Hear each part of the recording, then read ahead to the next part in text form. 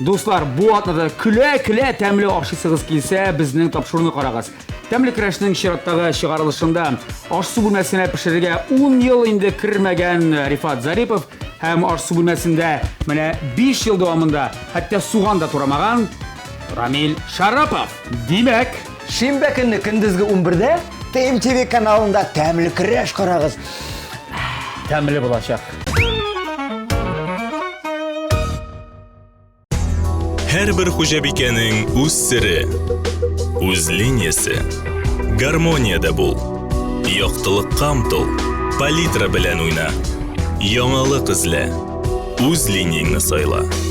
Традицияләрне сакла.